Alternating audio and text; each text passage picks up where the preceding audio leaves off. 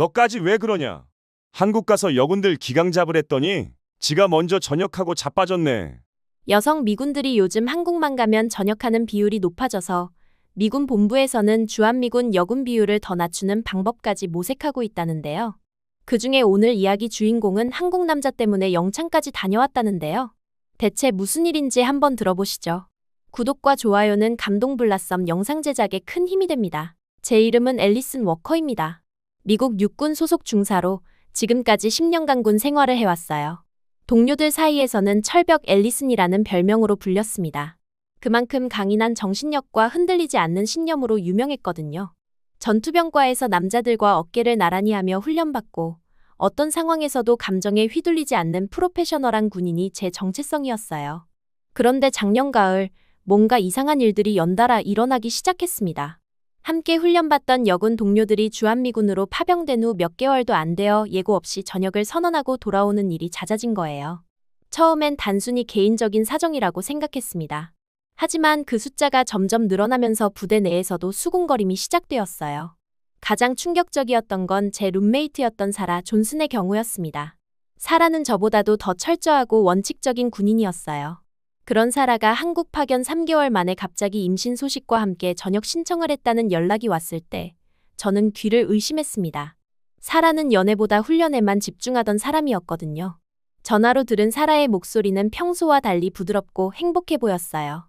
하지만 제게는 그게 더 이상하게 느껴졌습니다. 강철 같던 사라가 이렇게 변할 수 있다는 게 믿어지지 않았어요. 제가 걱정스럽게 상황을 물어봤을 때 사라는 잠시 침묵하더니 한국 남자는 뭔가 다르다고 직접 와보면 안다고 말했습니다. 그 한마디가 제 마음에 깊이 박혔어요. 도대체 무엇이 달라서 그렇게 확고했던 사라를 변화시킨 걸까요? 사라의 경우만이 아니었습니다.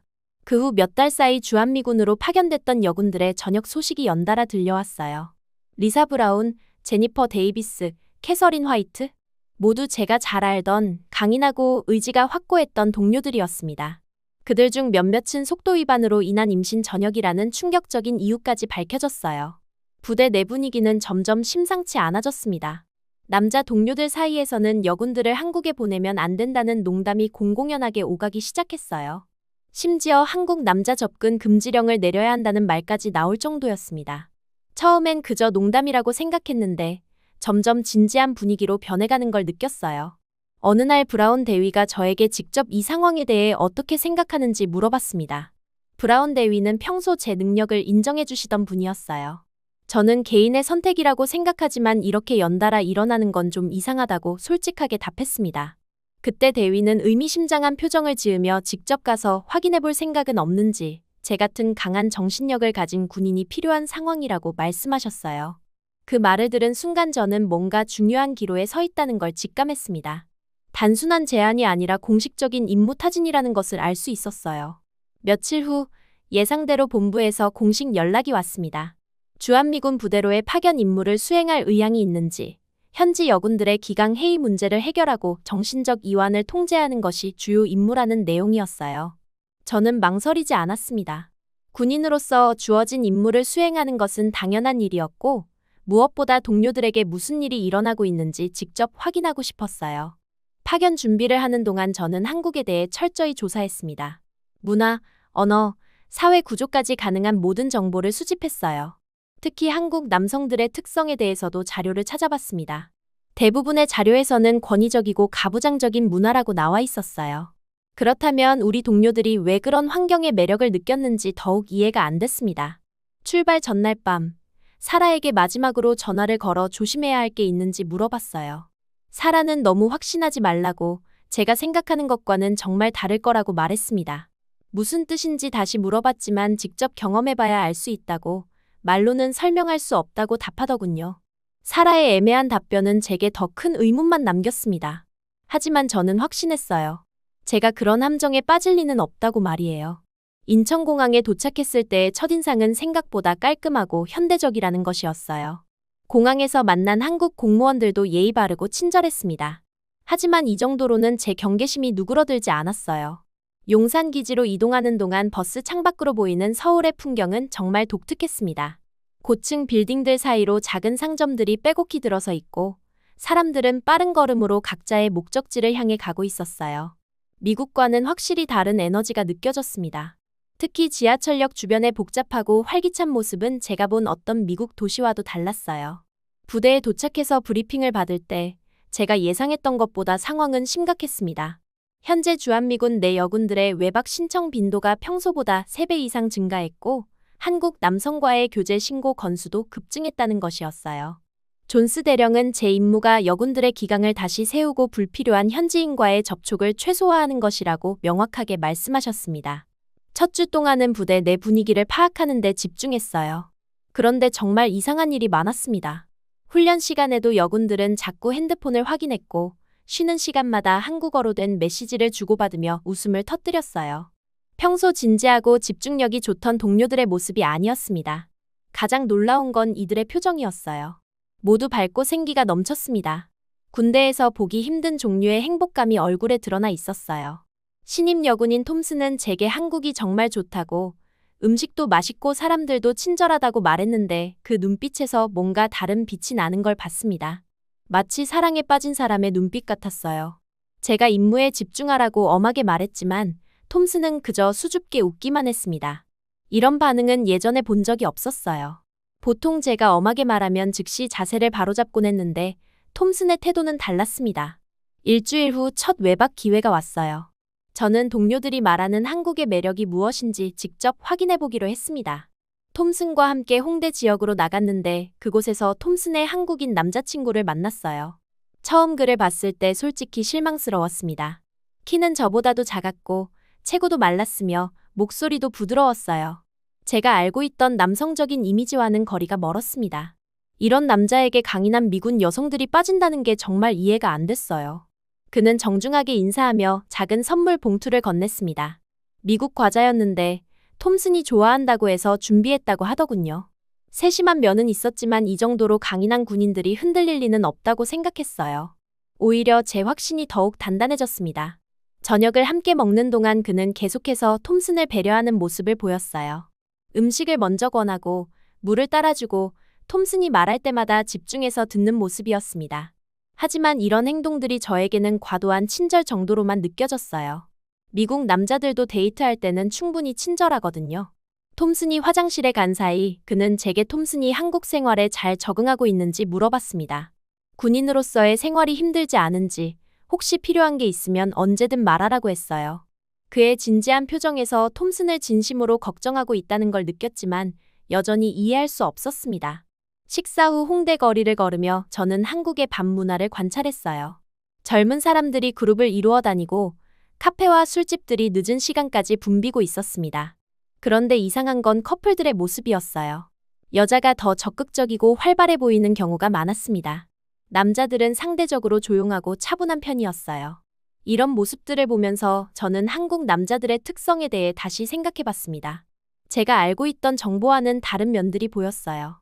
권위적이라기보다는 배려하는 듯했고 가부장적이라기보다는 상대방을 먼저 생각하는 것 같았습니다. 하지만 여전히 제 결론은 변하지 않았어요. 이 정도의 친절함과 배려로 강인한 미군 여성들이 인생을 바꿀 정도로 흔들릴 리는 없다고 생각했습니다. 오히려 동료들이 한국 생활의 편안함에 젖어 군인 정신이 해이해진 것이라고 판단했어요. 그날 저녁 톰슨과 헤어진 후 저는 혼자 홍대 거리를 걸었습니다. 마음속으로는 실망감이 컸어요. 도대체 저런 소심하고 여린 남자의 어디가 좋다는 건지 정말 이해할 수 없었거든요. 키도 저보다 작고 목소리도 부드럽고 체구도 말랐는데 어떻게 강인한 미군 여성이 그런 남자에게 빠질 수 있는 걸까요? 오히려 제 확신만 더 단단해졌습니다. 동료들이 한국에서 저녁을 결정하는 이유가 그런 남자들 때문이라면 정말 한심한 일이라고 생각했어요. 사라가 그렇게 의미심장하게 말했던 것도 별것 아니었다는 결론에 도달했습니다. 거리를 걸으며 저는 한국의 밤 풍경을 관찰했어요. 젊은 사람들이 그룹을 이루어 다니고 카페와 술집들이 늦은 시간까지 붐비고 있었습니다. 하지만 이런 것들이 제게는 그저 평범한 도시의 모습으로만 보였어요. 특별할 게 하나도 없었습니다. 톰슨의 남자친구가 보여준 세심한 배려도 마찬가지였어요. 미국 남자들도 데이트할 때는 충분히 친절하거든요. 그게 뭐 그리 특별한가 싶었습니다. 오히려 너무 과도한 친절이 여군들로 하여금 방심하게 만드는 요소가 아닐까 생각했어요. 혼자 걷다 보니 답답한 마음이 들었습니다. 이런 시시한 것들 때문에 동료들이 인생을 바꾸고 있다니 정말 한심했어요. 저는 다른 동료들과는 다르다는 확신이 더욱 강해졌습니다. 10년간 쌓아온 군인으로서의 정체성과 철저한 자기관리, 그리고 어떤 상황에서도 흔들리지 않는 정신력이 저를 다른 동료들과 구별해주는 거라고 생각했어요. 그런 생각을 하며 걷다가 문득 24시간 피트니스 센터 간판이 눈에 들어왔습니다. 한국어와 영어로 적혀 있어서 외국인도 이용 가능하다는 걸 알 수 있었어요. 갑자기 운동을 하고 싶어졌습니다. 이런 답답하고 실망스러운 마음을 운동으로 풀어버리고 싶었어요. 평소 스트레스를 받을 때마다 헬스장에서 운동하는 게 제 습관이었거든요. 특히 벤치프레스는 제가 가장 좋아하는 운동 중 하나였습니다. 무거운 중량을 들어 올릴 때의 그 쾌감과 성취감이 모든 스트레스를 날려버려 주거든요. 망설임 없이 헬스장 안으로 들어갔습니다. 밤늦은 시간이었지만 생각보다 사람들이 있었어요. 대부분 조용히 각자의 운동에 집중하고 있었습니다. 접수해서 일일 이용권을 끊고 운동복으로 갈아입었어요. 헬스장에 들어서자마자 저는 내부를 살펴봤어요. 24시간 운영한다고 해서 밤늦은 시간에도 제법 사람들이 있었습니다. 대부분 한국 남자들이었는데 나이는 20대 후반에서 30대 초반 정도로 보였어요. 모두 조용히 각자의 운동에 집중하고 있었지만 제가 들어서자 시선이 느껴졌습니다. 접수 직원도 한국 남자였는데 외국인인 저를 보고 잠깐 당황하는 기색을 보이더니 영어로 안내해 주려고 노력했어요. 발음이 완벽하지는 않았지만 친절하게 일일 이용권에 대해 설명해 주었습니다. 간단한 서류 작성 후 락커 키를 받고 운동복으로 갈아입었어요. 헬스장 내부는 깔끔하고 현대적이었습니다. 미국의 헬스장과 비교해도 전혀 뒤지지 않는 시설이었어요. 러닝머신과 웨이트 기구들이 구역별로 잘 정리되어 있었고 특히 프리웨이트 공간이 넓어서 마음에 들었습니다. 몇몇 이용자들이 저를 힐끗힐끗 보는 게 느껴졌지만 딱히 불편하지는 않았어요. 간단한 스트레칭으로 몸을 풀면서 저는 주변을 관찰했습니다. 한국 남자들의 운동 방식이 궁금했거든요. 대부분 혼자 운동하고 있었고 미국처럼 시끄럽게 떠들거나 과시하는 모습은 없었어요. 오히려 조용하고 차분한 분위기였습니다. 하지만 운동 강도나 집중력은 상당해 보였어요. 워밍업을 마치고 벤치프레스 구역으로 향했습니다. 평소 제가 하는 중량은 60kg 정도였는데 오늘은 기분이 달랐어요. 톰슨의 남자친구를 보고 실망했던 마음도 있었고 주변의 시선들도 의식되었습니다. 미군 여성의 실력을 보여주고 싶다는 묘한 경쟁심이 생겼어요. 벤치프레스 바를 확인해보니 75kg으로 세팅되어 있었습니다. 이전 사용자가 놓고 간 것 같았는데 평소보다 15kg이나 무거운 중량이었어요. 잠깐 망설였지만 할 수 있을 것 같았습니다. 군대에서 꾸준히 체력 훈련을 해왔고 최근 몸 상태도 좋았거든요. 벤치에 누워 바벨을 잡으면서 주변을 다시 한번 둘러봤어요. 몇몇 사람들이 제 쪽을 보고 있는 게 느껴졌습니다. 외국인 여성이 이런 중량에 도전하는 게 신기한 모양이었어요. 이런 시선이 오히려 저를 더 자극했습니다. 첫 번째 세트를 시작했습니다. 예상보다 무겁긴 했지만 충분히 컨트롤할 수 있었어요. 8회 반복을 무난하게 해냈습니다. 휴식을 취하면서 주변을 보니 몇몇 사람들이 감탄하는 표정을 짓고 있었어요. 이런 반응이 제 자존심을 자극했습니다. 두 번째 세트도 비슷했어요. 조금 더 힘들었지만 여전히 관리 가능한 수준이었습니다. 오히려 자신감이 생겼어요. 역시 미군의 체력 훈련은 다르다는 생각이 들었습니다. 한국 남자들도 저를 인정하는 눈빛으로 바라보는 것 같았어요. 문제는 세 번째 세트에서 생겼습니다. 이미 두 세트를 완주한 상태에서 피로가 상당히 누적되어 있었어요. 하지만 완벽하게 마무리하고 싶었습니다. 주변의 시선들과 오늘 하루 쌓인 스트레스가 저를 무리하게 만들었어요. 처음 몇 번은 괜찮았습니다. 하지만 다섯 번째 반복부터 팔의 떨림이 시작되었어요. 여섯 번째에서는 확실히 힘이 부족함을 느꼈습니다. 평소라면 여기서 그만뒀을 텐데 왠지 포기하기가 싫었어요. 일곱 번째 반복을 시도하는 순간이었습니다. 바벨을 가슴에서 밀어 올리려고 하는데 팔에서 완전히 힘이 빠졌어요. 75kg의 바벨이 제 가슴 위로 떨어지면서 순간 세상이 정지된 것 같았습니다. 숨이 완전히 막혔어요. 바벨의 무게 때문에 가슴이 눌려서 호흡이 거의 불가능했습니다. 팔을 움직여서 바벨을 밀어내려고 해도 이미 힘이 다 빠진 상태라 전혀 움직일 수 없었어요. 목소리를 내려고 해도 숨이 막혀서 소리가 나오지 않았습니다. 정말 무서웠어요. 이런 상황은 처음 겪어보는 일이었거든요. 머리가 하얘지면서 패닉 상태가 되었습니다. 이대로 계속 있으면 정말 위험할 수도 있겠다는 생각이 들었어요. 하지만 제 힘으로는 아무것도 할 수 없는 상황이었습니다. 그 순간 갑자기 누군가 제 옆으로 달려오는 발걸음 소리가 들렸어요. 한국말로 뭔가 다급하게 외치는 소리도 들렸는데 내용은 알아들을 수 없었지만 그 목소리에서 긴급함과 걱정이 느껴졌습니다. 바로 그 사람이 바벨을 들어 올려준 순간 저는 가슴이 뻥 뚫리는 느낌을 받았어요. 드디어 숨을 제대로 쉴 수 있었습니다. 하지만 일어나 앉으려고 하니 심한 어지러움이 밀려왔어요. 가슴 부위도 심하게 아팠고 전신에 힘이 없었습니다. 저를 도와준 사람을 보니 30대 초반 정도로 보이는 한국 남자였어요. 키는 생각보다 컸고 체격도 꽤 탄탄해 보였습니다. 하지만 가장 인상적이었던 건 그의 표정이었어요. 진심으로 걱정하고 있는 얼굴이었습니다. 그는 영어로 제게 괜찮은지 물어봤어요. 저는 괜찮다고 답했지만 실제로는 가슴이 너무 아팠고 숨쉬기도 여전히 힘들었어요. 제 상태를 본 그는 주저하지 않고 휴대폰을 꺼내 전화를 걸었습니다. 한국어로 빠르게 상황을 설명하는 모습이었는데 위치부터 시작해서 환자의 상태, 사고 경위까지 정말 차근차근 전달하고 있었어요. 저는 그럴 필요 없다고 조금 쉬면 괜찮을 거라고 말했지만 그는 단호하게 고개를 저었습니다. 안전이 제일 중요하다고 혹시 모르니까 병원에서 정확한 검사를 받는 게 좋겠다고 말했어요. 그의 말투는 확고했지만 따뜻했습니다. 마치 가족을 걱정하는 것 같은 느낌이었어요.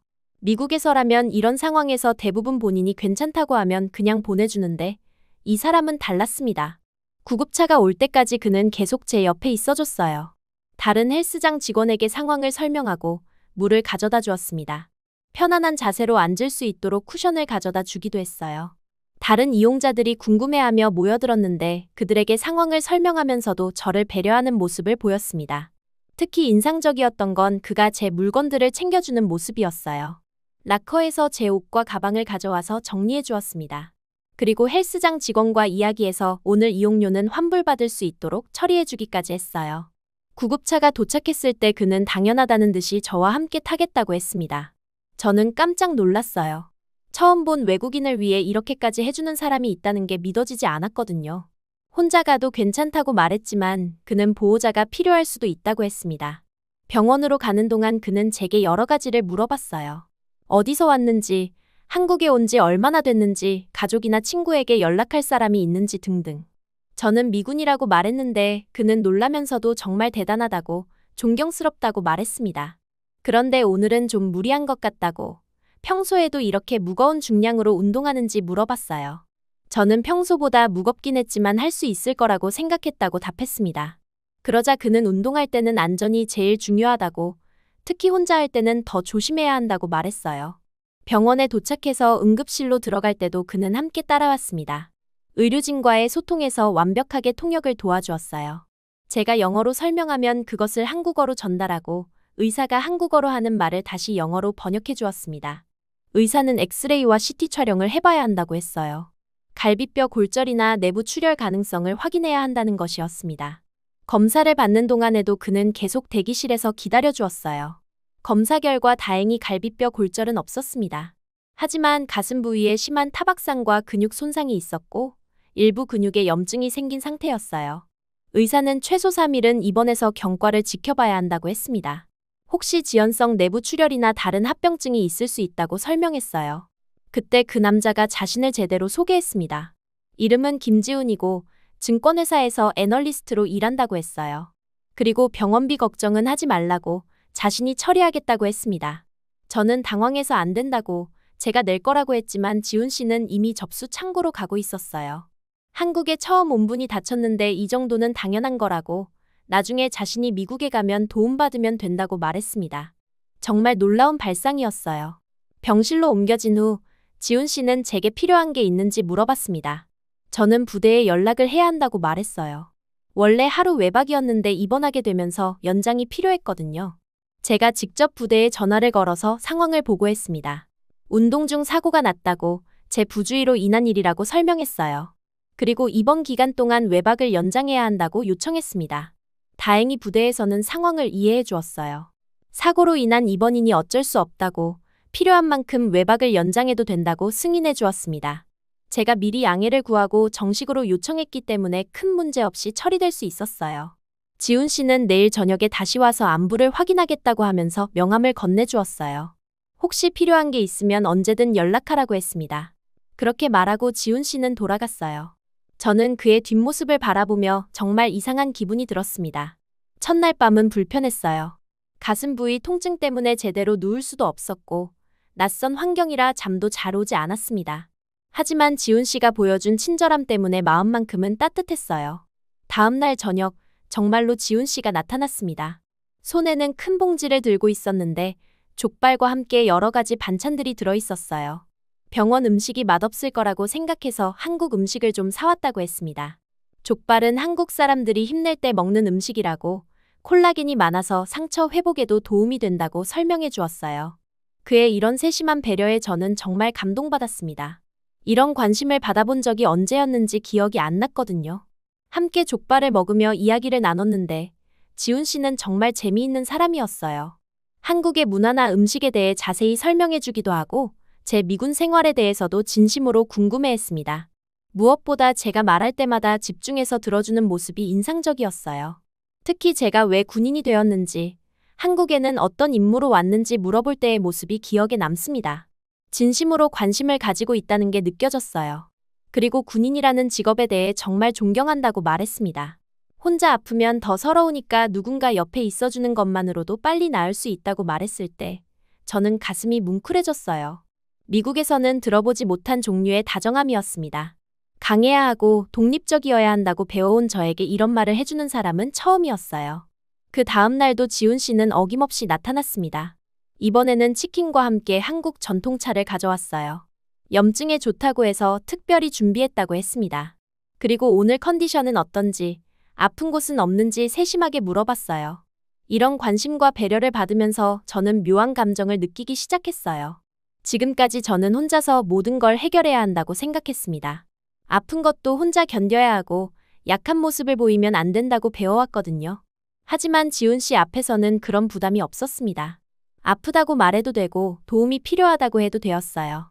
오히려 그런 솔직한 모습을 보일 때 더 따뜻하게 대해주는 것 같았습니다. 네 번째 날 밤 갑자기 가슴이 답답해서 잠을 못 이루고 있었어요. 진통제 효과가 떨어져서 통증도 심해졌습니다. 그때 지훈 씨에게서 문자가 왔어요. 혹시 괜찮은지 밤에 불안하면 언제든 연락하라고 했습니다. 자신은 원래 밤늦게 일하는 사람이라 전혀 괜찮다고, 혼자 아픈 건 정말 힘들다고 메시지를 보냈어요. 그 순간 저는 눈물이 날 것 같았습니다. 이런 따뜻한 관심을 받는 게 이렇게 감동적일 수 있다는 걸 처음 알았어요.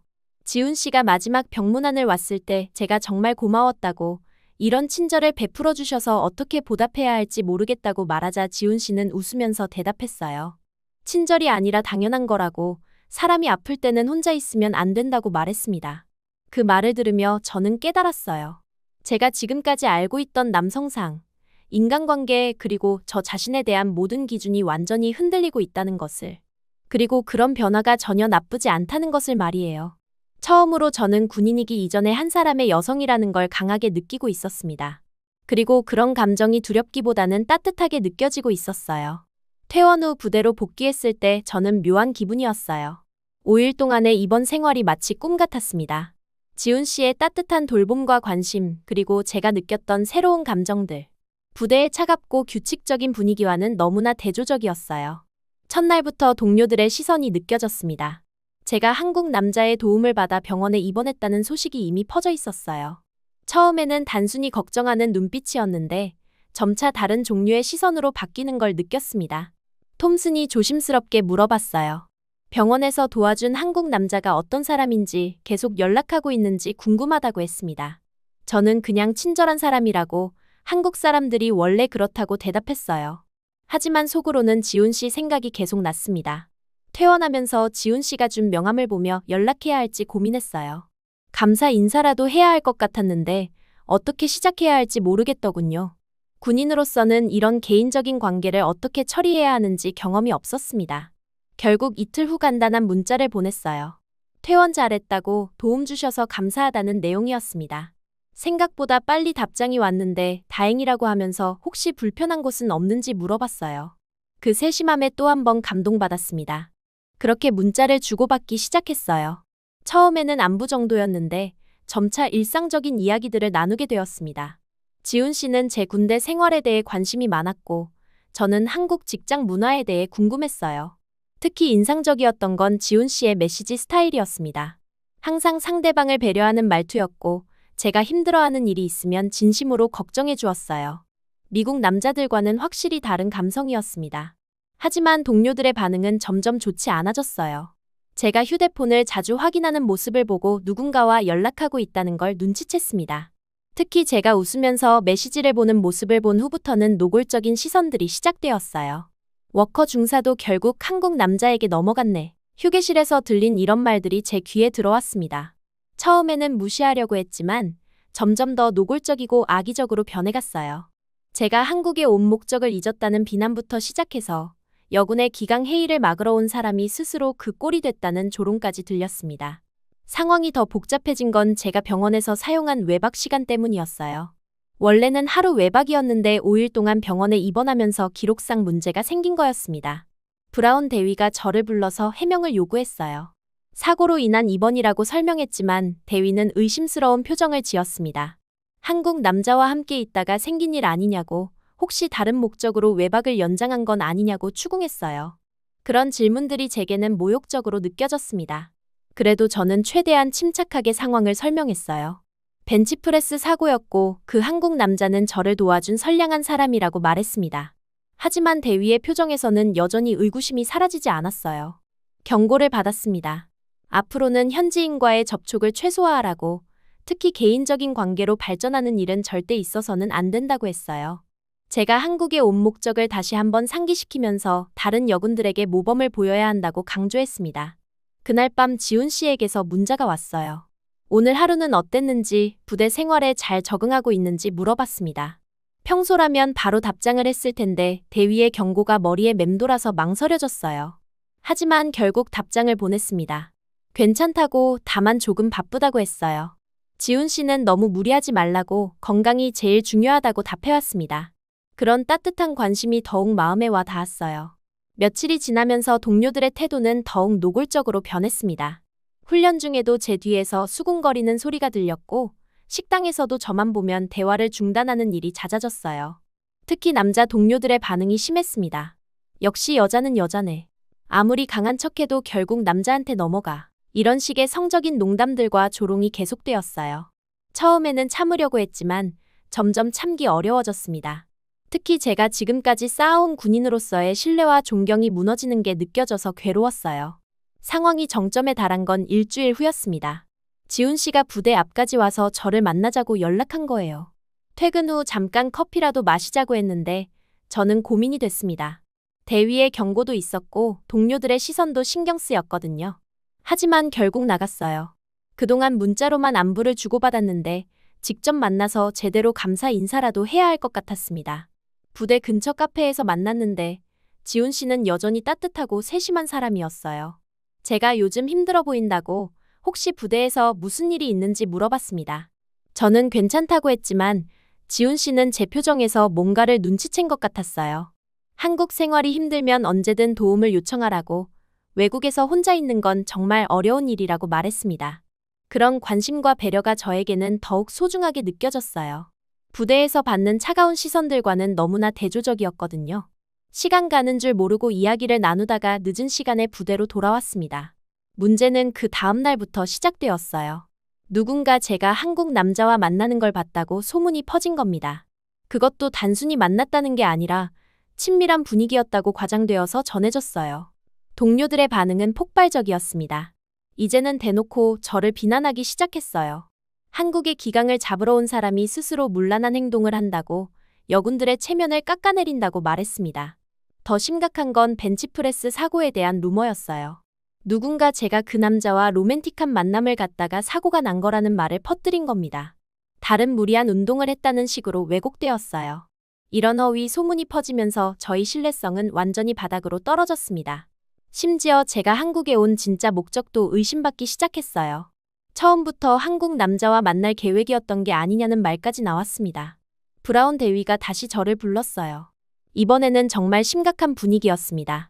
제가 임무를 저버리고 개인적인 욕망에 빠져 있다고, 이런 식으로는 더 이상 한국에 있을 자격이 없다고 말했어요. 저는 억울했습니다. 단순히 도움을 받은 사람에게 감사 인사를 한 것뿐인데 이렇게까지 비난받을 이유가 없다고 생각했어요.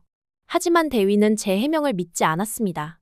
당분간 외박 금지와 함께 더 엄격한 감시를 받게 됐어요. 휴대폰 사용도 제한되었고 개인적인 외부 연락도 차단되었습니다. 마치 죄인 취급을 받는 기분이었어요. 그런 상황에서도 동료들의 조롱은 계속되었습니다. 특히 남자 동료 중 하나인 밀러 상사가 가장 심했어요. 제가 지나갈 때마다 노골적으로 성적인 농담을 했고 다른 동료들도 함께 웃어댔습니다. 워커, 한국 맛은 어때? 이런 말들을 들을 때마다 저는 분노가 치밀어 올랐어요. 하지만 참았습니다. 군인으로서 감정을 조절해야 한다고 생각했거든요. 결정적인 사건은 그로부터 며칠 후에 일어났습니다. 지훈 씨가 부대로 저를 찾아온 거예요. 제가 갑자기 연락이 안 된다고 걱정되어서 면회가 되는 줄 알고 직접 온 거였습니다. 물론 면회는 할 수 없었지만 그가 왔다는 소식만으로도 부대 내에서는 큰 파장이 일었어요. 밀러 상사가 저에게 다가와서 말했습니다.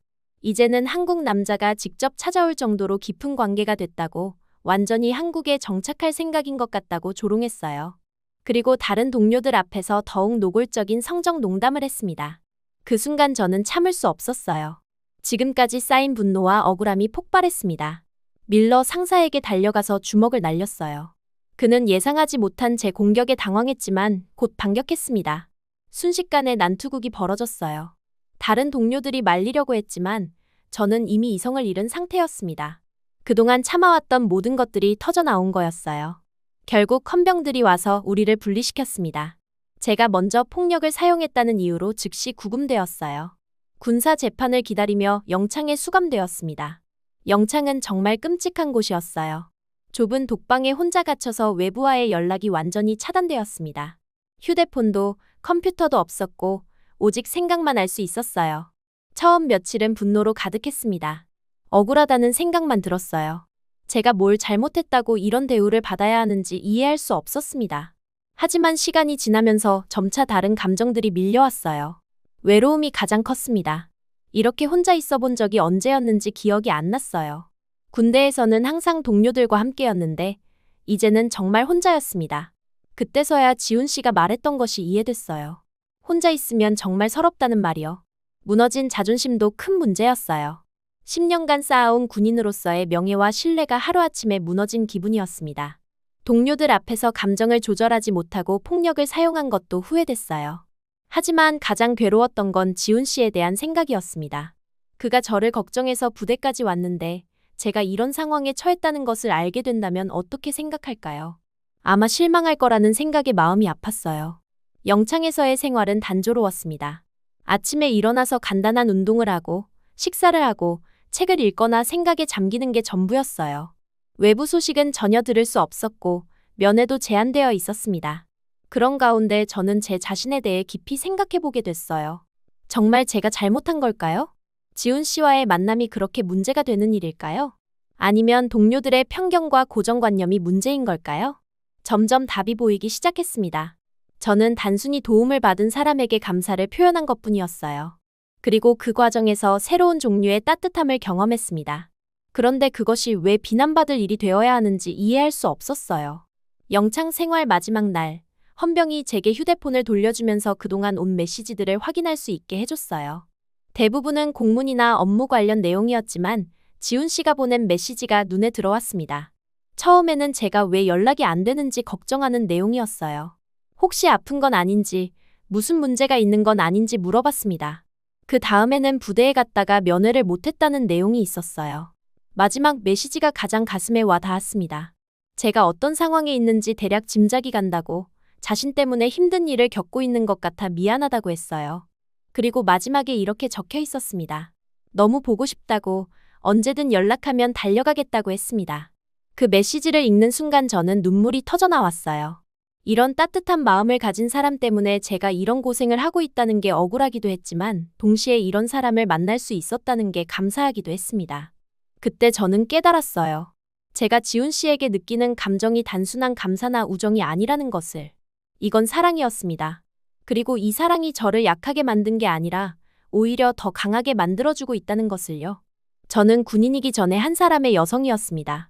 그리고 한 여성으로서 사랑할 권리가 있었어요. 그런 당연한 감정을 숨기고 부정해야 할 이유는 없었습니다. 영창에서 풀려나던 날 아침, 저는 새로운 각오로 부대에 복귀했습니다. 지난 일주일 동안 혼자서 많은 생각을 했고, 앞으로는 조용히 지내면서 상황을 정리하기로 마음먹었어요. 더 이상 불필요한 갈등을 만들고 싶지 않았습니다. 하지만 부대 분위기는 제가 예상했던 것보다 훨씬 차가웠어요. 영창에서 나온 저를 보는 동료들의 시선에는 동정이나 이해보다는 실망과 경멸이 더 많이 느껴졌습니다. 특히 여군 동료들마저 저를 멀리하는 모습을 보였어요. 첫날부터 브라운 대위가 저를 불렀습니다. 사무실에 들어서자마자 느껴지는 냉랭한 분위기가 모든 걸 말해주고 있었어요. 대위는 서류를 정리하면서 저를 한참 바라보더니 한숨을 깊게 쉬었습니다. 이럴 거면 애초에 한국에 오게 하지 말았어야 했다고, 제가 여기 온 목적을 완전히 잊어버린 것 같다고 말했어요. 그리고 앞으로는 더욱 엄격한 감시하에 생활해야 한다고 통보했습니다. 외박은 당분간 금지이고 개인적인 외부 연락도 모두 차단된다고 했어요. 제가 항변할 여지는 전혀 없었습니다. 이미 폭력 사용으로 징계를 받은 상황에서 더 이상 말할 수 있는 입장이 아니었거든요. 저는 고개를 숙이고 알겠다고 답할 수밖에 없었어요. 대위는 마지막으로 이런 말을 했습니다. 제가 만약 다시 한 번이라도 문제를 일으킨다면 즉시 본국으로 송환될 거라고, 그때는 불명예 전역도 각오해야 한다고 경고했어요. 그 말이 얼마나 무거운 의미인지 저는 잘 알고 있었습니다. 일상 업무로 돌아갔지만 모든 게 예전과 달랐어요. 동료들은 저와 대화를 최소화했고 필요한 업무 소통 외에는 거의 말을 걸지 않았습니다. 식당에서도 제가 앉으면 다른 자리로 옮기는 사람들이 있었어요. 특히 힘들었던 건 여군 동료들의 반응이었습니다. 톰슨조차도 저를 멀리하기 시작했어요. 아마도 저와 가까이 지내면 자신들도 비슷한 의심을 받을까봐 걱정했던 것 같습니다. 제가 여군들에게 나쁜 영향을 끼친다는 인식이 퍼져 있었거든요. 훈련 시간에도 분위기는 어색했습니다. 이전에는 제가 선임으로서 후배들을 지도하는 역할을 했는데, 이제는 아무도 제 말을 진지하게 받아들이지 않는 것 같았어요. 제 권위와 신뢰성이 완전히 땅에 떨어진 상황이었습니다.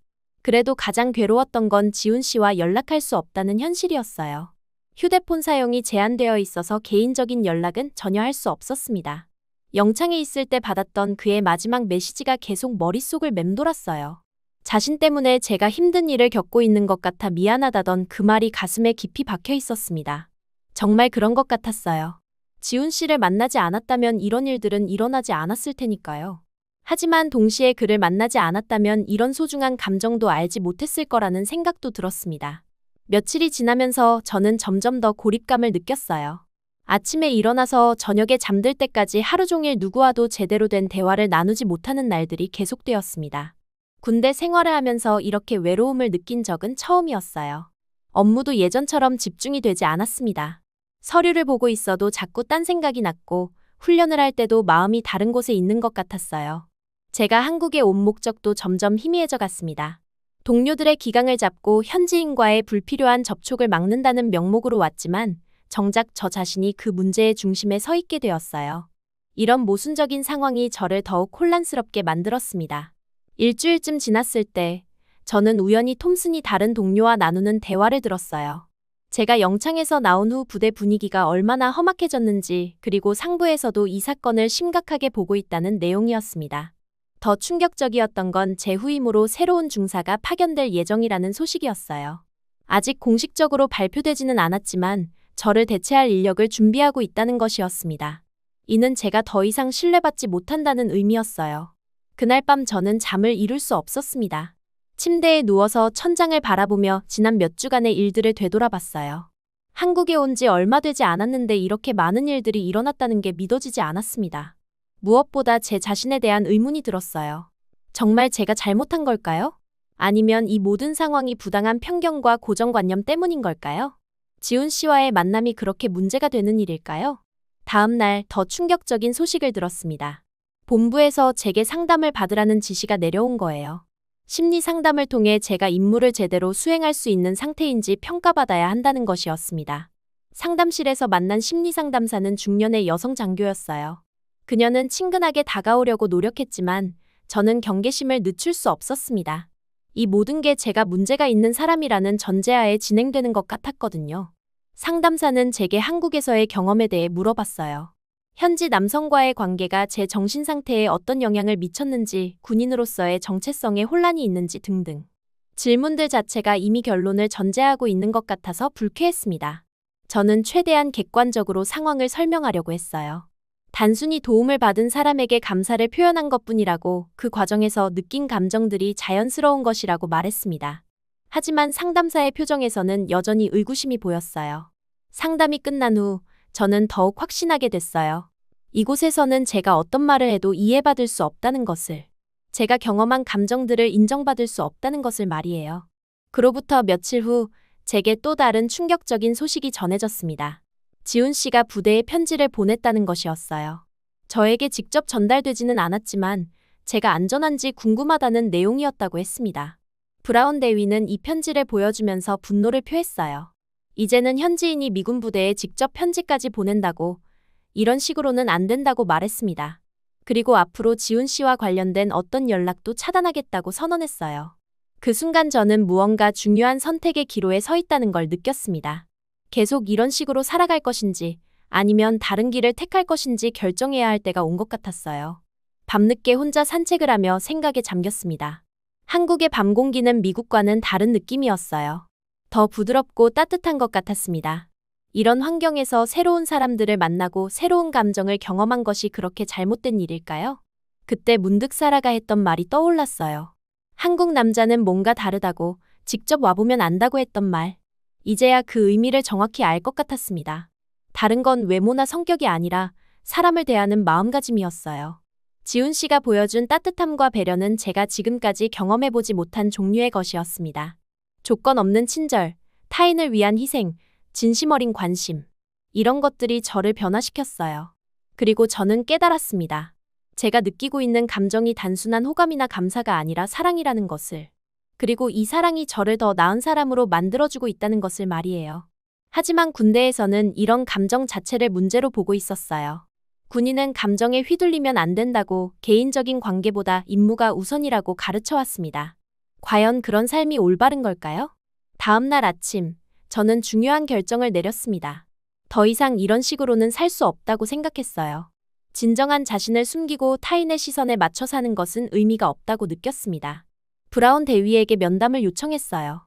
사무실에 들어가서 저는 단호하게 말했습니다. 저녁 의사가 있다고, 더 이상 군인으로 살아갈 자신이 없다고 고백했어요. 대위는 처음에는 믿을 수 없다는 표정을 지었습니다. 10년 경력의 중사가 갑자기 전역을 하겠다는 게 이해가 안 된다고 했어요. 혹시 일시적인 감정 때문에 성급한 결정을 하는 건 아닌지 물어봤습니다. 하지만 저는 확고했어요. 이 결정이 단지 사랑 때문만은 아니라고 설명했습니다. 군대에서 요구하는 삶의 방식과 제가 추구하는 가치관 사이에 너무 큰 간극이 있다고 말했어요. 왜 여군들이 한국에 오면 전역하는지 이제 알겠다고, 그건 약해서가 아니라 너무 진심으로 사랑받기 때문이라고 고백했습니다. 그런 따뜻함을 경험하고 나면 차가운 군대 생활로 돌아가기 어렵다고 설명했어요. 대위는 한참 동안 저를 바라보더니 한숨을 쉬었습니다. 제가 정말 심각하다는 걸 깨달은 것 같았어요. 그리고 이런 일이 계속 반복되고 있다는 사실에 대해서도 고민이 깊어 보였습니다. 전역 절차를 진행하는 데는 시간이 필요했어요. 각종 서류 작업과 상부 승인을 받아야 했고, 무엇보다 본부에서도 이 사건을 심각하게 검토하고 있었습니다. 제가 올해 3번째 사례라는 것이 큰 문제가 되고 있었거든요. 며칠 후 본부에서 특별조사관이 파견되어 왔어요. 최근 한국에서 발생하는 여군들에 잇따른 전역 사건에 대해 정확한 원인을 파악하겠다는 것이었습니다. 저도 조사 대상에 포함되어 상세한 면담을 받아야 했어요. 조사관은 베테랑 여성 장교였는데 생각보다 이해심이 깊은 사람이었어요. 제가 겪은 일들을 차근차근 들어보더니 이런 문제가 개인의 일탈이 아니라 구조적인 문제일 수 있다고 말했습니다. 한국의 문화적 특성과 현지 남성들의 행동 패턴, 그리고 미군 여성들이 느끼는 문화적 충격 등을 종합적으로 분석해야 한다고 했어요. 단순히 개인을 비난하기보다는 시스템 자체를 점검해야 할 때라고 생각한다고 말했습니다. 이런 말을 들으니 조금은 위로가 됐어요. 적어도 제가 비정상적인 사람은 아니라는 걸 인정받는 것 같았거든요. 하지만 그렇다고 해서 제 결정이 바뀌지는 않았습니다.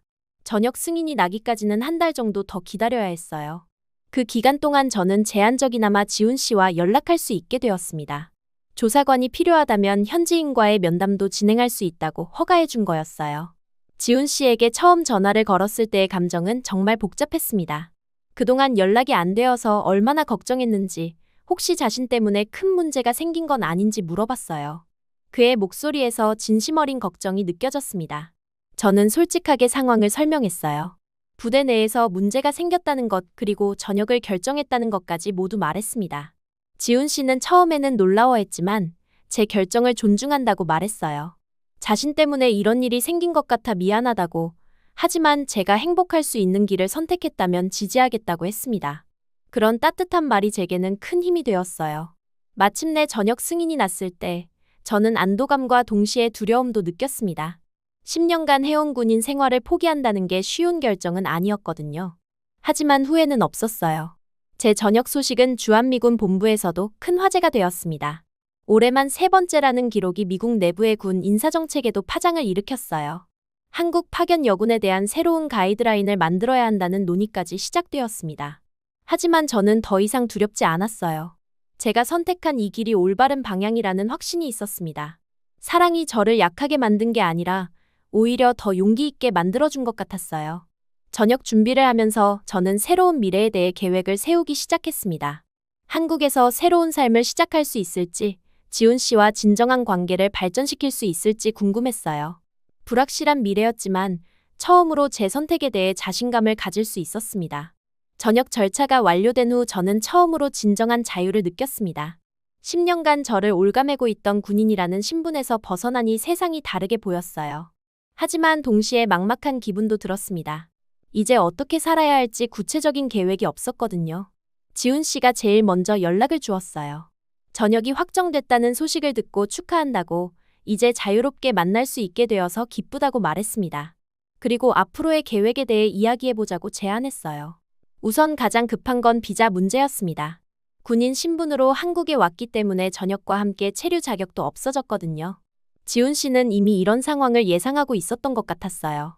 홀리데이 비자로 전환할 수 있다고, 필요한 서류 준비를 도와주겠다고 했습니다. 행정 절차를 밟는 동안 저는 지훈 씨의 집에서 머물게 되었습니다. 처음에는 부담스러웠지만 다른 선택지가 없었어요. 부대 밖에서 혼자 살 준비가 전혀 되어 있지 않았거든요. 지훈 씨는 작은 투룸 아파트에서 혼자 살고 있었어요. 깔끔하고 정돈된 공간이었는데 곳곳에서 그의 세심한 성격을 엿볼 수 있었습니다.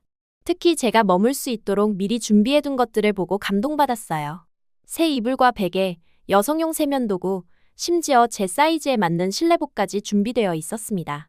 제가 언제 와도 편하게 지낼 수 있도록 배려해둔 거였어요.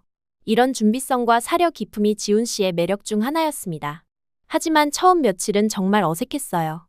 군대에서의 규칙적인 생활에 익숙해져 있던 저에게 자유로운 일상은 오히려 낯설었습니다. 아침에 일어나는 시간도, 식사 시간도 모든 게 제 마음대로 정할 수 있다는 게 신기하면서도 혼란스러웠어요. 언어 문제도 큰 장벽이었습니다. 지훈 씨와는 영어로 소통할 수 있었지만 일상생활에서 만나는 사람들과는 대화가 어려웠어요. 마트에 가서 물건을 사는 것부터 시작해서 모든 일이 도전이었습니다. 지훈 씨는 이런 제 어려움을 세심하게 챙겨주었어요. 한국어 회화책을 사다 주고 기본적인 표현들을 하나씩 가르쳐 주었습니다. 그리고 일상적인 업무들을 함께 다니면서 자연스럽게 한국 생활에 적응할 수 있도록 도와주었어요. 특히 기억에 남는 건 첫 번째 한국 마트 체험이었습니다. 미국의 대형 마트와는 완전히 다른 구조와 상품들 때문에 당황했는데 지훈 씨가 하나씩 설명해주면서 함께 장을 봤어요. 한국 음식 재료들의 이름과 용도를 알려주고 어떻게 요리하는지도 가르쳐 주었습니다. 그런 과정을 통해 저는 점차 한국 생활에 익숙해져 갔어요. 처음에는 두려웠던 것들이 하나씩 친숙해지기 시작했습니다. 지하철 타는 법, 한국 음식 주문하는 법, 기본적인 한국어 인사말 등을 배워나갔어요. 한 달쯤 지났을 때 지훈 씨가 저를 그의 가족에게 소개하고 싶다고 말했습니다. 처음에는 부담스러웠어요. 외국인인데다가 전직 미군이라는 신분이 어떻게 받아들여질지 걱정됐거든요. 하지만 지훈 씨의 부모님은 생각보다 따뜻하게 맞아주셨습니다. 특히 어머니는 제가 한국에 혼자 있다는 걸 안쓰럽게 여기시면서 여러 가지로 챙겨주셨어요. 집에서 만든 반찬들을 싸주시고 한국어 공부하는 것도 도와주셨습니다. 아버지는 처음에는 조금 경계하시는 것 같았지만 제가 진심으로 지훈 씨를 아끼고 있다는 걸 알게 되신 후부터는 마음을 열어주셨어요. 미군 생활에 대해 궁금해하시면서 여러 가지 질문도 하셨습니다. 가족들과 함께 식사하는 시간들이 저에게는 새로운 경험이었어요. 미국에서는 가족이라고 해도 각자 바빠서 함께 모이는 시간이 많지 않았는데 한국 가정에서는 가족이 함께하는 시간을 정말 소중하게 여기는 것 같았습니다.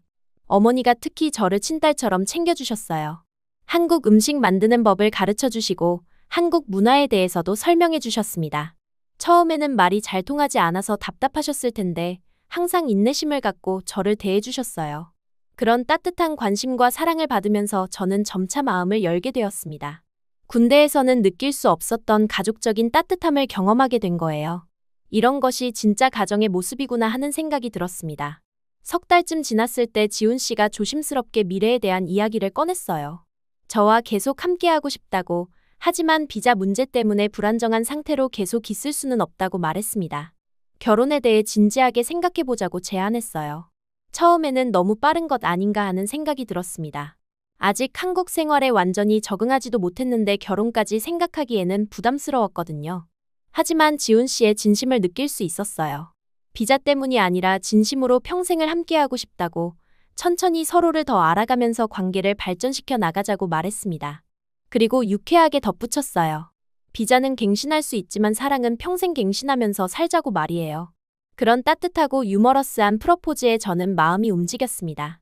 이 사람과 함께라면 새로운 인생을 시작할 수 있을 것 같다는 확신이 들었어요.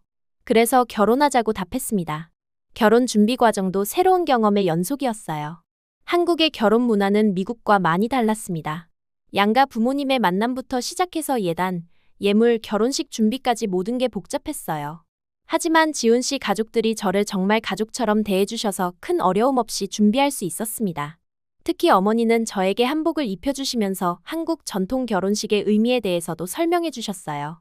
놀라웠던 건 미국에서 제 전 동료들이 결혼식에 참석하겠다고 연락해 온 거였어요. 브라운 대위를 비롯해서 몇몇 동료들이 휴가를 내고 한국까지 와주겠다고 했습니다. 처음에는 믿을 수 없었어요. 결혼식 당일, 정말로 그들이 나타났을 때 저는 눈물이 날 뻔했습니다. 그동안 서먹했던 관계 때문에 많이 상처받았는데 이렇게 중요한 순간에 축하해주러 와준다는 게 감동적이었어요.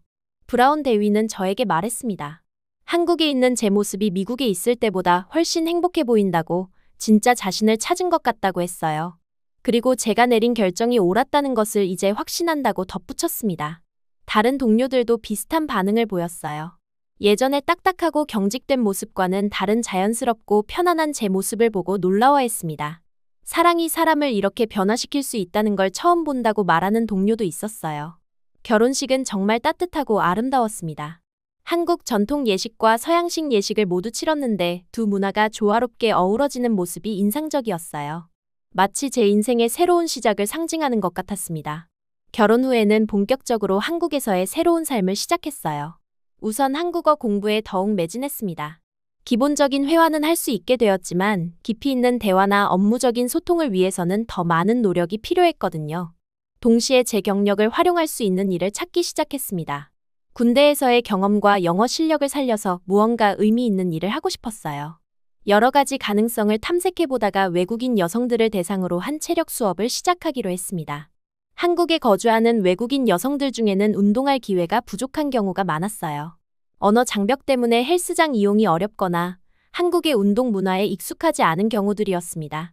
제가 이런 분들에게 도움이 될 수 있을 것 같았어요. 처음에는 작은 규모로 시작했지만 입소문을 타면서 점점 참여자가 늘어났습니다. 미군 출신이라는 경력과 실제 한국 생활 경험이 있다는 점이 신뢰를 주는 것 같았어요. 특히 한국 문화 적응에 어려움을 겪는 외국인 여성들에게는 좋은 멘토 역할을 할 수 있었습니다. 체력 수업과 함께 영어 강의도 시작했어요.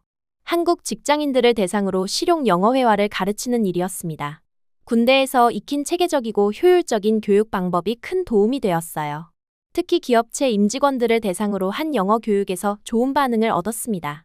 실무에 바로 적용할 수 있는 실용적인 내용과 미국 문화에 대한 생생한 경험담이 인기를 끌었어요. 이런 일들을 하면서 저는 새로운 정체성을 찾아가고 있었습니다. 더 이상 전직 미군이나 외국인 아내가 아니라 제 이름으로 인정받는 전문가가 되어가고 있었어요. 사람들은 저를 앨리슨 선생님이라고 불렀고 그 호칭이 무척 자랑스러웠습니다. 한국어도 눈에 띄게 늘었어요. 처음에는 단순한 일상 대화 수준이었는데 이제는 업무적인 미팅도 한국어로 진행할 수 있게 되었습니다. 지훈 씨와도 한국어와 영어를 섞어가며 대화하는 재미가 생겼어요. 무엇보다 제가 변한 건 마음가짐이었습니다. 군대에서는 항상 긴장하고 경계하며 살았는데 이제는 편안하고 여유로운 마음으로 하루하루를 보낼 수 있게 되었어요. 웃는 일도 많아졌고 작은 일에도 행복을 느낄 수 있게 되었습니다. 지훈 씨와의 관계도 더욱 깊어졌어요. 처음에는 고마움과 호감 정도였다면 이제는 진정한 동반자로서의 사랑을 느끼고 있었습니다. 서로의 꿈과 목표를 공유하고 함께 미래를 설계해 나가는 과정이 즐거웠어요. 1년이 지나갈 무렵 저는 완전히 다른 사람이 되어 있었습니다. 법적으로도 앨리슨 김이라는 새로운 이름을 갖게 되었고 실제로도 새로운 인생을 살고 있었어요. 과거의 딱딱하고 경직된 모습은 온데간데 없고 자연스럽고 생동감 넘치는 여성으로 변해 있었습니다. 가끔 옛 동료들과 연락할 때면 제 변화에 놀라워하곤 했어요. 목소리부터 말투까지 모든 게 달라졌다고, 정말 행복해 보인다고 말해주었습니다. 그런 말을 들을 때마다 제 선택이 옳았다는 확신이 더욱 강해졌어요. 사업도 점점 확장되어 갔습니다. 체력 수업은 이제 정기적으로 여러 지역에서 진행되고 있었고, 영어 강의도 여러 기업과 정식 계약을 맺을 정도로 성장했어요. 제 경험을 바탕으로 한 외국인의 한국 적응기 강연도 인기를 끌고 있었습니다. 무엇보다 의미 있었던 건 제가 다른 사람들에게 도움이 되고 있다는 점이었어요. 한국 적응에 어려움을 겪는 외국인들에게는 길잡이 역할을, 영어 공부하는 한국인들에게는 좋은 선생님 역할을 하고 있었습니다. 저는 더 이상 과거의 앨리슨 워커가 아니었어요. 사람들과 진정으로 연결되고 매일매일 성장하며 삶을 긍정적으로 바라보는 앨리슨 김으로 다시 태어났습니다. 이런 변화가 가능했던 건 지훈 씨의 사랑과 한국에서 만난 따뜻한 사람들 덕분이었어요. 가끔 군대에 있던 시절을 떠올리면 마치 다른 사람의 인생 같다는 생각이 들었습니다. 그때는 제가 이렇게 자유롭고 행복한 삶을 살 수 있을 거라고는 상상도 못했거든요. 사랑이 정말로 사람을 변화시킬 수 있다는 걸 몸소 체험하고 있었어요. 한국에서의 새로운 삶이 2년차에 접어들 무렵, 저는 SNS를 통해 제 이야기를 조금씩 공유하기 시작했습니다. 처음에는 단순히 한국 생활의 일상을 기록하는 정도였어요. 지훈 씨와 함께한 여행, 시어머니가 해주신 음식, 한국어 공부하는 과정 등을 올렸습니다. 하지만 점차 더 깊이 있는 내용들을 다루게 되었어요. 미군에서 전역하게 된 과정, 한국에서 새로운 삶을 시작하면서 겪은 어려움과 극복 과정, 그리고 사랑이 가져다준 변화에 대해 솔직하게 적기 시작했습니다. 예상 외로 많은 반응이 왔어요. 특히 현재 주한미군에서 복무 중인 여군들로부터 메시지가 쏟아졌습니다. 자신들도 비슷한 상황을 겪고 있다는 것, 한국 남성과의 만남에서 혼란을 느끼고 있다는 내용들이었어요. 처음에는 개별적으로 답장을 해주려고 했지만 메시지가 너무 많아서 감당하기 어려웠습니다. 그래서 공개적으로 제 경험과 생각을 나누는 것이 더 많은 사람들에게 도움이 될 거라고 판단했어요. 제가 올린 글들은 빠르게 확산되기 시작했습니다. 미군 커뮤니티뿐만 아니라 한국에 거주하는 외국인들 사이에서도 큰 관심을 받았어요. 특히 한국 남자와 사랑에 빠진 미군 여성의 진짜 이야기라는 제목으로 공유되면서 화제가 되었습니다. 놀라웠던 건 앨리슨 따라하기라는 표현까지 생겨난 거였어요. 저처럼 한국에서 사랑을 찾아 새로운 삶을 시작하려는 여군들을 지칭하는 말이 된 것 같았습니다. 처음에는 농담인 줄 알았는데 실제로 그런 케이스들이 늘어나고 있다는 소식을 들었어요. 후배들로부터 받는 메시지들의 내용도 점점 구체적이고 절실해졌습니다. 부대에서의 압박을 어떻게 견뎌냈는지, 전역 결정을 내리기까지 얼마나 고민했는지, 한국 생활 적응은 어떻게 했는지 등등 세세한 부분까지 물어보는 경우가 많았어요. 그런 질문들에 답하면서 저는 제 경험을 더욱 체계적으로 정리하게 되었습니다. 단순히 개인적인 경험담이 아니라 비슷한 상황에 있는 사람들에게 실질적인 도움이 될 수 있는 가이드 같은 것을 만들고 싶었어요. 무엇보다 중요했던 건 제 이야기가 단순한 사랑의 탈선으로 받아들여지지 않았으면 했다는 점이었습니다. 이건 탈선이 아니라 인식의 확장이었어요. 제가 한국에서 경험한 것들은 저를 더 성숙하고 완전한 사람으로 만들어주었습니다. 한국 남자와의 사랑이 여성 군인을 무너뜨린 게 아니라 오히려 진짜 자신으로 다시 일으켜 세웠다는 메시지를 명확하게 전달하고 싶었어요. 사랑이 약함이 아니라 강함의 원천이 될 수 있다는 것을 보여주고 싶었습니다. 그런 생각들을 정리하다 보니 자연스럽게 책을 써보고 싶다는 마음이 들었어요. SNS로는 전달하기 어려운 깊이 있는 내용들을 담아서 더 많은 사람들과 나누고 싶었습니다. 책 집필은 생각보다 어려운 작업이었습니다. 개인적인 경험을 객관적으로 서술하면서도 독자들에게 의미 있는 메시지를 전달해야 했거든요. 지훈 씨가 많은 도움을 주었어요. 한국어 번역도 도와주고 한국 독자들이 이해하기 쉽도록 문화적 배경 설명도 추가해 주었습니다. 8개월간의 작업 끝에 두 번째 인생, 한국에서 찾은 진짜 나라는 제목의 책을 완성했습니다. 미국에서의 군 생활부터 시작해서 한국에서의 새로운 삶까지 제 인생의 변곡점들을 솔직하게 담았어요. 책이 출간되자 예상보다 훨씬 큰 반응이 있었습니다. 한국어 번역본도 동시에 출간되었는데 양쪽 모두에서 좋은 반응을 얻었어요. 특히 문화 간 이해와 편견 극복이라는 주제로 많은 관심을 받았습니다. 한국 독자들에게는 외국인이 바라본 한국 문화와 한국 남성에 대한 시각이 신선했던 것 같아요. 미국 독자들에게는 아시아에 대한 편견을 되돌아보게 하는 계기가 되었다는 평가를 받았습니다. 책의 성공과 함께 여러 매체에서 인터뷰 요청이 들어왔어요. 처음에는 부담스러웠지만 제 경험이 다른 사람들에게 도움이 될 수 있다면 의미 있는 일이라고 생각했습니다. 특히 기억에 남는 건 한국의 한방송국에서 진행한 토크쇼였어요. 한국에 거주하는 다양한 국적의 외국인들과 함께 문화 적응 경험을 나누는 프로그램이었는데 제 이야기가 많은 공감을 불러일으켰습니다. 그 프로그램을 통해 저는 단순히 미군 출신 외국인 아내가 아니라 문화적 이해를 돕는 브릿지 역할을 하는 사람으로 인식되기 시작했어요. 이런 변화가 저에게는 매우 의미 있었습니다. SNS 팔로워도 급속히 늘어났습니다. 현재 주한미군 여성들뿐만 아니라 세계 각국의 군인들, 국제결혼을 고려하는 사람들, 문화 교류에 관심 있는 사람들까지 다양한 배경의 팔로워들이 제 이야기를 지켜보고 있었어요.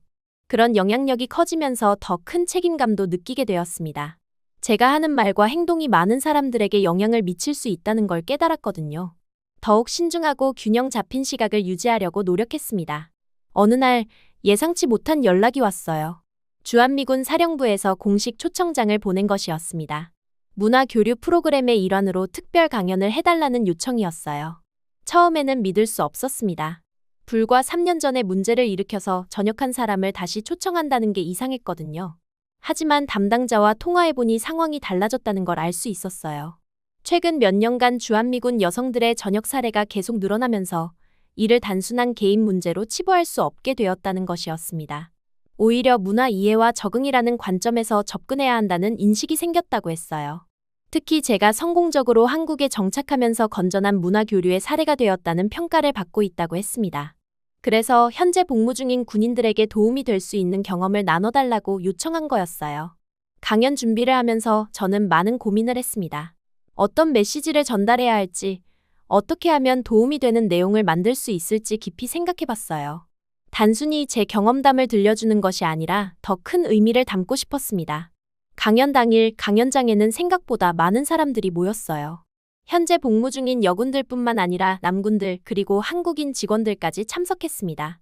예전 동료들 중에도 몇 명이 와 있어서 반가우면서도 긴장되었어요. 강연을 시작하면서 저는 솔직하게 말했습니다. 3년 전 제가 이곳에서 문제를 일으키고 떠났다고. 하지만 그 경험이 저를 더 나은 사람으로 만들어주었다고 했어요. 그리고 오늘은 그 과정에서 배운 것들을 나누고 싶다고 말했습니다. 제가 한국에서 경험한 문화적 충격과 적응 과정, 편견과 고정관념을 극복해 나간 과정을 차근차근 설명했어요. 그리고 가장 중요한 메시지를 전했습니다. 진짜 강함은 혼자 버티는 게 아니라 함께 성장하는 관계 속에서 피어난다는 걸 한국에서 배웠다고 말했습니다. 군인으로서의 강함도 중요하지만 인간으로서의 완성도는 타인과의 진정한 연결을 통해서만 가능하다고 했어요. 그 말을 할 때 강연장이 조용해졌습니다. 많은 사람들이 진지한 표정으로 듣고 있었고 몇몇은 눈시울을 붉히는 모습도 보였어요. 제 말이 그들에게 어떤 울림을 주고 있다는 걸 느낄 수 있었습니다. 강연 후 질의응답 시간에도 많은 질문이 나왔어요. 문화적 차이를 어떻게 극복했는지, 가족들의 반대는 없었는지, 한국 생활에서 가장 어려웠던 점은 무엇인지 등등 구체적이고 실용적인 질문들이었습니다. 특히 인상적이었던 건 한 여군이 한 질문이었어요. 군인으로서의 정체성을 포기하는 것이 두렵지 않았는지 물어봤는데 저는 이렇게 답했습니다. 정체성을 포기한 게 아니라 확장한 거라고 군인이었던 경험이 지금도 저를 더 강하게 만들어주고 있다고 말했어요. 강연이 끝난 후 많은 사람들이 개별적으로 감사 인사를 했습니다. 특히 현재 비슷한 상황에 있는 여군들이 용기를 얻었다고 말해주었어요. 그런 반응을 보면서 이 강연이 의미 있었다는 걸 느꼈습니다. 며칠 후 사령부에서 연락이 왔어요. 강연 반응이 매우 좋았다고, 앞으로도 정기적으로 이런 프로그램을 진행하고 싶다고 했습니다. 그리고 공식적으로 문화교류 프로그램의 자문위원을 맡아달라고 제안했어요. 이런 요청들을 받으면서 저는 제 역할이 무엇인지 명확해졌습니다. 단순히 사랑을 이룬 사람이 아니라 편견을 깨고 문화적 이해를 돕는 역할을 하는 사람이 된 것 같았어요. 한국 정부에서도 관심을 보이기 시작했습니다. 한국 문화 홍보대사로 활동해달라는 제안이 왔고, 외국인의 한국 적응을 돕는 프로그램에도 참여해달라는 요청이 있었어요. 이렇게 양쪽 문화를 잇는 브릿지 역할을 하게 되면서 저는 새로운 사명감을 느꼈습니다. 제 개인적인 경험이 더 큰 의미를 갖게 된 것 같았어요. SNS 활동도 더욱 적극적으로 하게 되었습니다. 단순히 개인 이야기를 공유하는 것에서 벗어나서 문화 교류와 상호 이해를 돕는 콘텐츠들을 제작하기 시작했어요. 한국 문화 소개, 미국 문화 설명, 국제 커플들의 이야기 등 다양한 주제를 다뤘습니다. 특히 문화적 편견 깨기 시리즈가 인기를 끌었어요. 양쪽 문화에 대한 잘못된 고정관념들을 하나씩 짚어보면서 실제 경험을 바탕으로 설명하는 콘텐츠였습니다. 책의 후속작도 계획하고 있어요. 이번에는 문화 교류와 국제 관계에 더 초점을 맞춘 내용으로 준비 중입니다. 제 개인적인 경험뿐만 아니라 비슷한 경험을 한 다른 사람들의 이야기도 함께 담을 예정이에요. 1년이 더 지나면서 저는 완전히 새로운 정체성을 확립했습니다. 더 이상 전직 미군이나 국제결혼 여성이라는 타이틀로만 불리지 않았어요. 문화 교류 전문가, 다문화 이해 촉진자, 조용한 문화대사 같은 표현들로 소개되기 시작했습니다. 이런 변화가 가져다준 가장 큰 의미는 제 경험이 다른 사람들에게 실질적인 도움이 되고 있다는 점이었어요. 편견을 없애고 이해를 증진시키고 더 나아가 평화로운 관계를 만드는 데 기여하고 있다는 느낌이 들었습니다. 지훈 씨도 이런 제 활동을 적극 지지해 주었어요. 함께 문화 교류 이벤트에 참석하기도 하고 제가 바쁠 때는 뒷바라지를 해주기도 했습니다. 정말 든든한 동반자였어요. 가끔 과거를 돌아보면 정말 많은 변화가 있었다는 걸 실감합니다. 한국에 처음 왔을 때만 해도 편견과 고정관념으로 가득했던 제가 이제는 그런 편견들을 깨는 일을 하고 있으니까요. 무엇보다 의미 있는 건 제가 혼자만 변한 게 아니라는 점입니다. 제 이야기를 통해 많은 사람들이 변화하고 있고 더 열린 마음으로 세상을 바라보게 되었다는 피드백을 받고 있어요. 이제 저는 확신합니다. 사랑이 개인을 변화시키는 힘이 있을 뿐만 아니라 그 변화가 더 넓은 사회에도 긍정적인 영향을 미칠 수 있다는 것을. 제가 경험한 모든 일들이 더 큰 의미와 목적을 가지고 있었다는 것을 말이에요.